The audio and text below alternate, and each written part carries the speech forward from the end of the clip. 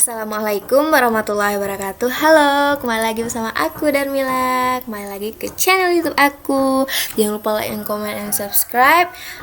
Jadi Mila tuh kali ini bakal membahas sebuah topik pembahasan tentang struktur client server.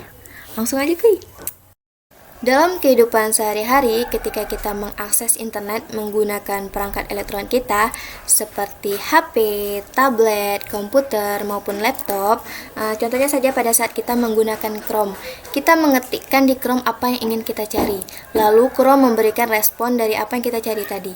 Nah, itu merupakan konsep client server, di mana kita yang meminta tadi disebut sebagai klien atau peminta layanan. Nah, kemudian servernya itu tadi ya Chrome tadi, dia memberikan layanan, menyediakan layanan dari apa yang si kliennya tadi cari. Baiklah, untuk lebih jelas kita perhatikan penjelasan berikut. Nah, jadi apa sih itu client server? Nah, client server itu merupakan suatu paradigma hubungan antara komputer yang menjadi penyedia dan komputer yang menjadi penerima. Nah, hubungan ini itu dihubungkan dengan jaringan. Jaringan ini ada 3 metode. Yang pertama itu ada LAN, ada MAN, dan ada WAN. LAN itu local area network, di mana lingkup jaringannya itu sangat kecil seperti di dalam sekolah, di dalam kantor, dan sebagainya. Kemudian ada MAN. MAN itu metropolitan area network, lebih sedang, di mana MAN ini bisa juga disebut dengan gabungan dari LAN. Jadi MAN ini bisa mengakses antar sekolah, antar kantor, dan sebagainya. Nah, kemudian ada WAN. WAN itu wide area network, jadi yang lingkup yang paling besar. Nah, WAN ini bisa disebut juga dengan internet. Kemudian hubungan suatu client server adalah komputer meminta sesuatu ke komputer lain dan komputer lain memenuhi permintaan. Nah, komputer meminta sesuatu ke komputer lain disebut dengan client, dan komputer lain memenuhi permintaannya disebut juga dengan server. Bisa digambarkan seperti ini.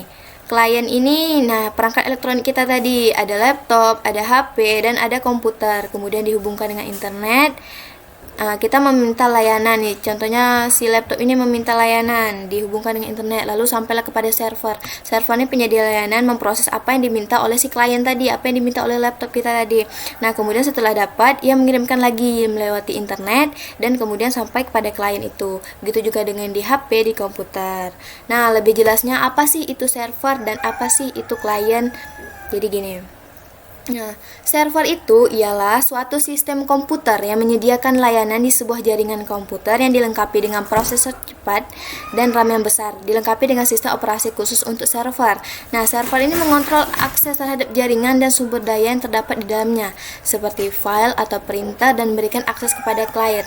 Nah, server ini sebagai penyedia layanan, dia tuh bisa mempunyai hak untuk membatasi yang diminta oleh si klien itu. Ini betul bertujuan agar untuk hal-hal yang tak terduga, seperti si klien ini mengirimkan sebuah program yang tidak bertanggung jawab atau virus. Jadi bisa dibilang server ini mempunyai hak akses lebih tinggi dibandingkan dengan si klien tadi. Nah, kemudian apa sih itu klien? Klien itu ialah suatu sistem yang mengakses suatu sistem komputer yang menyediakan layanan atau server melalui jaringan seperti LAN, MAN, atau WAN. Klien meminta data ke server dan server memenuhi permintaan tersebut yang dikirimkan melalui jaringan. Nah, kemudian kita lihat komponen client server. Nah, komponen client servernya ada 3, client, middleware, dan server.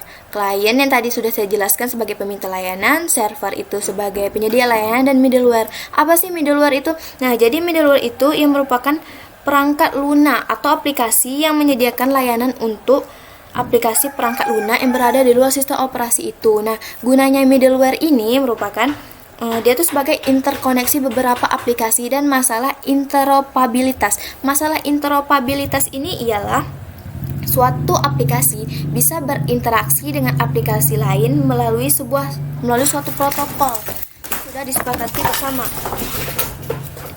yang dihubungkan dengan jaringan. Kemudian kita bisa lihat di sini si klien ini meminta layanan kepada si server. Kemudian sebelum diproses itu dia melewati proses middleware. Nah, pas sudah melewati middleware ini sampailah ke server. Server memproses apa yang diminta oleh si klien tadi. Kemudian setelah selesai apa yang diminta sudah bisa disediakan, sudah bisa dikirim, lalu dia mengirimnya lewat layanan yang kemudian juga melewati proses middleware, lalu sampailah kepada si kliennya itu. Nah, sistem client server ini tuh sifatnya berpasangan seperti ini. Kalau kita mengakses WA client, nanti servernya itu juga WA server. Kalau kita masuk FB client juga servernya itu FB server. Dia tuh tidak bisa kita di WA client tapi kita minta servernya itu dari si Facebook, tidak bisa seperti itu. Dia tuh sistemnya berpasangan. Kalau yang WA client, WA server, web client, web server. Seperti itu. Kemudian fungsi klien. Fungsi klien itu yang pertama berfungsi untuk mengatur user interface, memiliki kegunaan dalam menerima dan memeriksa sintaks input dari pemakai, bisa memproses aplikasi. Kemudian ada generate permintaan basis data dan memindahkannya ke server. Generate permintaannya itu dia bisa mengatur permintaan basis data, permintaan apa saja yang pengen ia akses di server. Nah, kemudian fungsi server itu sendiri sudah jelas.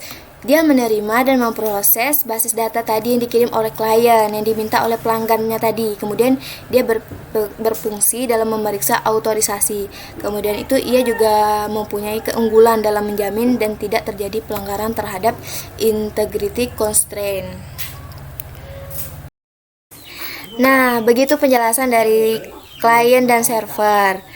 Tapi untuk lebih jelasnya, alangkah baiknya kalau saya menyimpulkan. Jadi, konsep client dan server itu adalah hubungan antara komputer penyedia layanan atau komputer yang menerima layanan, di mana komputer penyedia layanan ini disebut dengan server, sedangkan komputer yang menerima layanan ini disebut dengan client. Nah, klien dan server ini dihubungkan dengan jaringan. Nah, konsep jaringan tadi itu ada 3 kan, yang lebih dikenal secara umum gitu. Ada LAN, Local Area Network, ada MAN, Metropolitan Area Network, dan ada WAN, WD Area Network. Nah, kemudian si server ini sebagai penyedia layanan itu, dia tuh mempunyai hak untuk membatasi file atau program yang diinginkan oleh si klien ini. Kenapa? Karena ini untuk mengurangi terjadinya seperti adanya si klien ini mengirimkan program-program tidak bertanggung jawab seperti virus begitu dan sebagainya. Nah, jadi bisa disimpulkan bahwa server ini memiliki hak yang lebih tinggi dibandingkan dengan klien. Kemudian komponen dari klien itu ada 3. Ada klien, ada server, dan ada middleware. Nah, klien tadi yang menerima layanan. Kemudian ada server yang menyediakan layanan, dan middleware ini sebagai interkoneksi antara si klien dan si server tadi. Dia itu berbentuk seperti perangkat lunak yang dihubungkan dengan jaringan. Kemudian tuh ada seperti contohnya itu seperti protokol-protokol HTTP gitu dan sebagainya. Nah, kemudian konsep dari client server ini sifatnya itu berpasangan. Seperti ini. Kalau yang membutuhkan layanan itu WA klien lah ya kan. Berarti yang menyediakan layanan itu harus WA server. Tidak bisa kalau WA klien yang menyediakan layanan itu FB server. Nggak bisa seperti itu, tuh harus berpasangan. Kalau web client, web browser, FB client, FB browser, IG client, IG browser, begitu seterusnya. Nah, itu aja sih sepertinya penjelasan dari Mila. Mohon maaf jika ada salah, kita sama-sama belajar. Kalau ada yang salah mau dikomentari silakan. Kalau ada pengen bertanya juga silakan. Makasih, jangan lupa subscribe, like, oke, share juga boleh. Makasih.